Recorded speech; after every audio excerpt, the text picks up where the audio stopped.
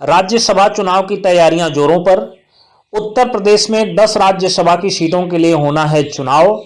वहीं भारतीय जनता पार्टी ने 8 उम्मीदवारों को मैदान में उतारा है, तो समाजवादी पार्टी के मुखिया अखिलेश यादव की तरफ से तीन लोगों को टिकट दिया गया है। समाजवादी पार्टी को तीसरी सीट जीतने के लिए करने होंगे दांव पेच। जबकि समाजवादी पार्टी के 2 विधायक जेल में बंद हैं, वहीं अलग राग अलाप रही हैं पल्लवी पटेल। सपा जेल में बंद अपने विधायकों से राज्यसभा चुनाव में मतदान कराने के लिए कानूनी विकल्प का सहारा अपनाएगी। इसके लिए कोर्ट से अनुमति ली जाएगी कि वर्तमान में सपा के 2 विधायक इरफान सोलंकी व आजमगढ़ से विधायक रमाकांत यादव और सुहेलदेव भारतीय समाज पार्टी के अब्बास अंसारी जेल में बंद हैं।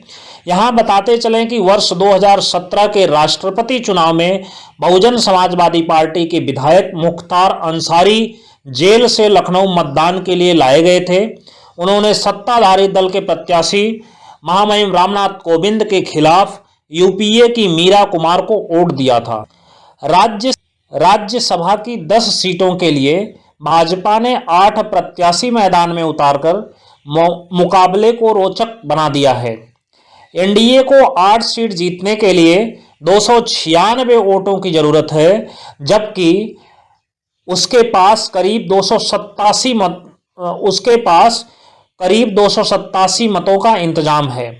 वहीं समाजवादी पार्टी को 3 प्रत्याशी जिताने के लिए 111 वोट चाहिए, जबकि वर्तमान में उसके पास 108 विधायक हैं और उसे कांग्रेस के 2 विधायकों का समर्थन भी मिलना लगभग तय है। सपा के 2 विधायक जेल में बंद होने और एक विधायक पल्लवी पटेल के बगावती सुर से उसे अपने तीसरे राज्यसभा प्रत्याशी को जिताने में मुश्किल आ सकती है।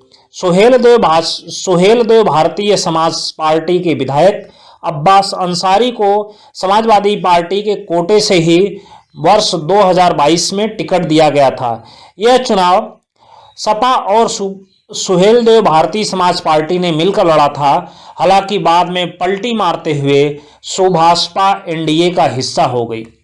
इसलिए अब समाजवादी पार्टी अब्बास अंसारी को अपना ही वोट मानकर चल रही है।